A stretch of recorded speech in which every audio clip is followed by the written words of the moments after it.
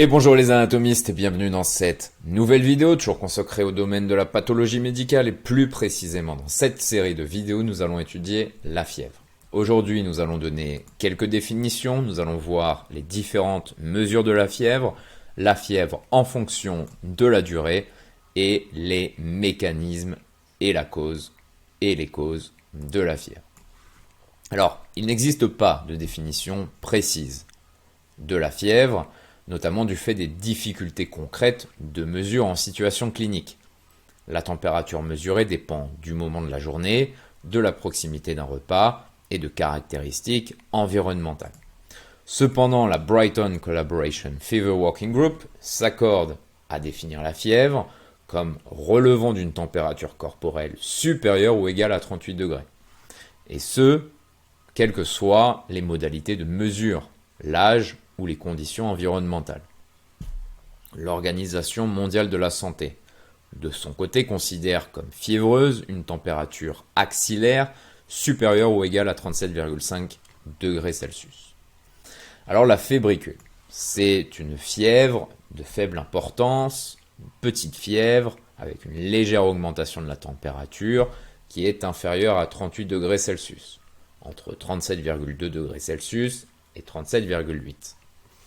Ensuite, nous avons ce qu'on appelle la dysthermie. C'est une anomalie de la température corporelle, une diminution ou une élévation de la température interne de l'organisme au-dessus ou en dessous des valeurs normales. L'hypothermie, l'hyperthermie sont à classer dans la dysthermie.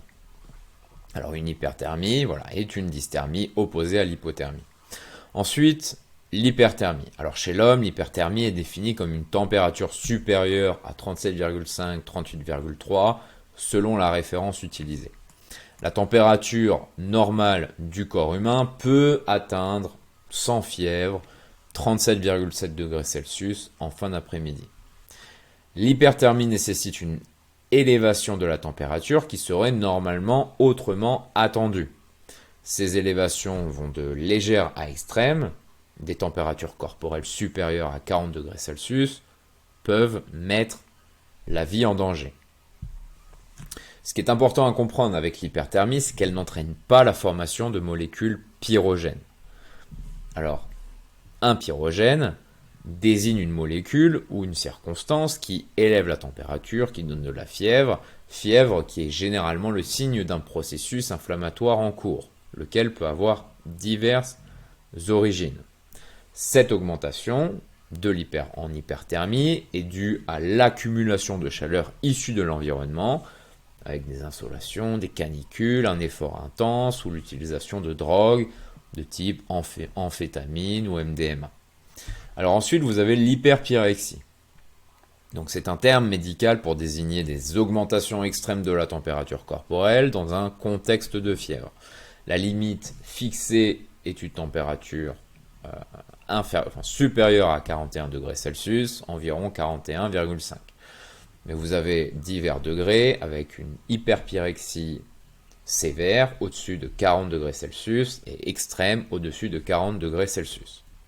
C'est dans ce sens que l'hyperpyrexie est différente de l'hyperthermie. Les températures élevées de l'hyperpyrexie sont considérées comme des urgences médicales car elles peuvent indiquer une affection sous-jacente grave ou entraîner une morbidité grave, y compris des lésions cérébrales permanentes ou la mort. Leur cause résulte plutôt de maladies qui vont toucher le système nerveux central, comme la malaria par exemple, que d'infections classiques. Ensuite, vous avez la fièvre d'origine inconnue. Il en existe 4 catégories. Alors, c'est un état fébrile de plus de 38 degrés Celsius, 38,5, à plusieurs reprises, durant plus de 3 semaines et sans diagnostic après des investigations appropriées pendant une semaine d'hospitalisation. Donc, sans immunodépression connue et sans données radiologiques ou de laboratoire qui suggèrent une cause. Alors maintenant, nous allons voir les différentes mesures de la fièvre. Donc la mesure la plus fiable, mais la moins pratique et la plus invasive, c'est au niveau de l'artère pulmonaire, au moyen d'un cathéter. Ici, vous voyez le cathéter qui vient atteindre l'artère pulmonaire et ça pourrait se représenter ainsi. C'est un cathéter artériel pulmonaire. Ensuite, vous avez des méthodes non invasives qui sont efficaces également. Vous avez la température buccale. Le thermomètre est placé dans la bouche, c'est un bon indicateur de la température corporelle, mais la température va être influencée par des liquides, des aliments ou par le fait d'avoir fumé par exemple. Elle nécessite la collaboration du patient. Ensuite, vous avez la température rectale, méthode précise, traditionnellement conseillée pour les jeunes enfants. Donc, le bout du thermomètre va être placé dans le rectum et c'est une mesure qui est considérée comme inacceptable pour des adultes ou incommode.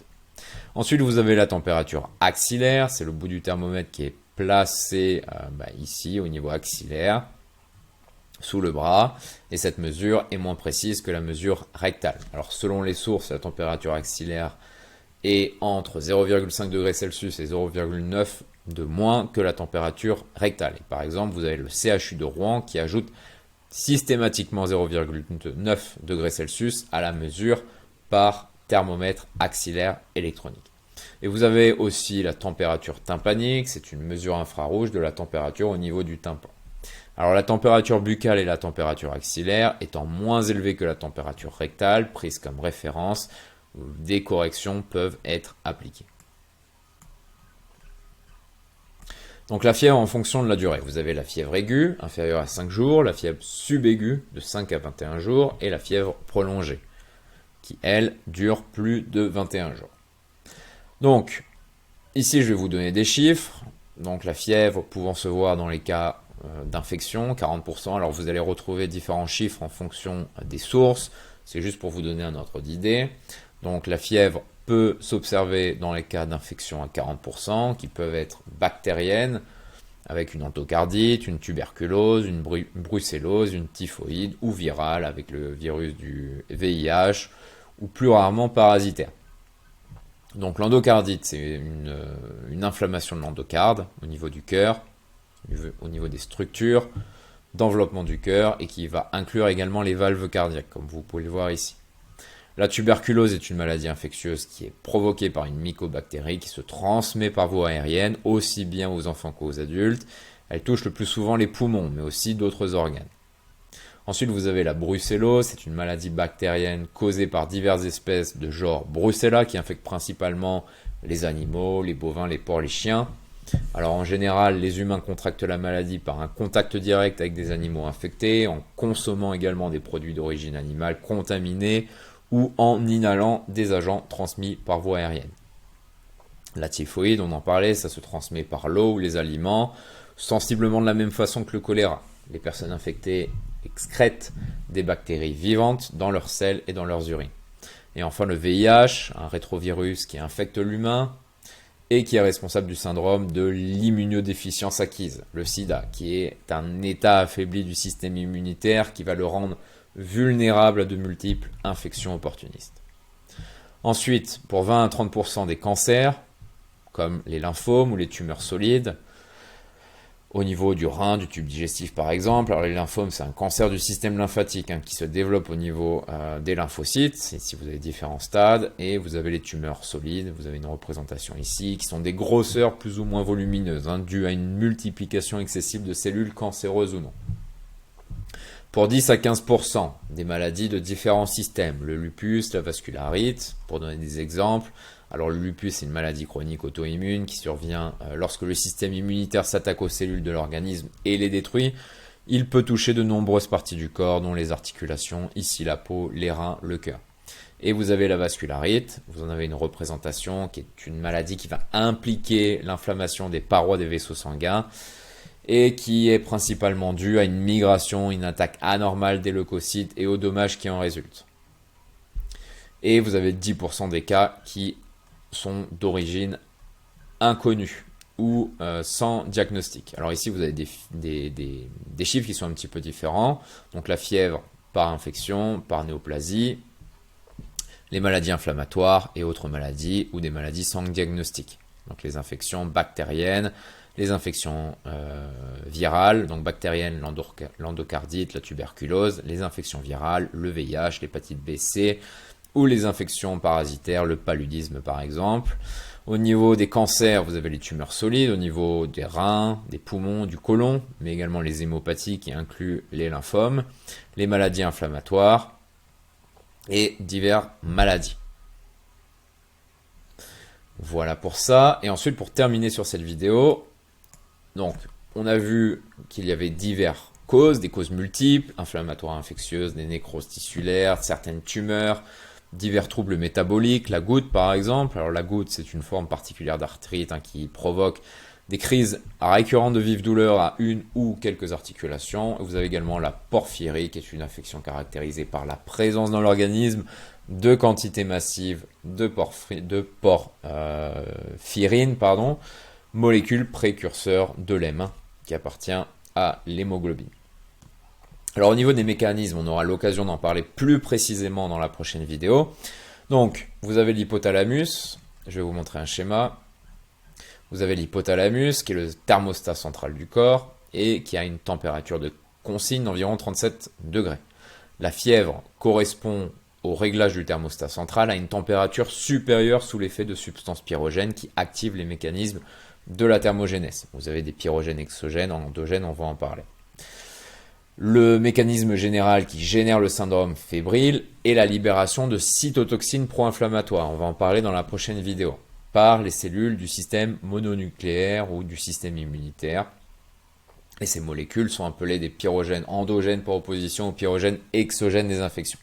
Alors les pyrogènes exogènes, par exemple les virus, les bactéries, les médicaments, les tumeurs, ce sont des substances externes d'origine microbienne ou non et qui vont agir en stimulant les cellules du système immunitaire, en les activant, comme les monocytes, les macrophages, et qui vont commencer à synthétiser les pyrogènes endogènes. Alors à partir de cette stimulation, les pyrogènes endogènes sont des cytokines qui provoquent une augmentation de la température, la fièvre, en induisant une activation au niveau de l'hypothalamus. Les cytokines, une troisième fois, on aura l'occasion de parler de tout ça dans la prochaine vidéo, sont un ensemble hétérogène de protéines ou de glycoprotéines et elles jouent le rôle de signaux permettant aux cellules d'agir à distance sur d'autres cellules pour en réguler l'activité et la fonction. Voilà les anatomistes, c'était tout pour cette vidéo et je vous dis à très vite. Au revoir.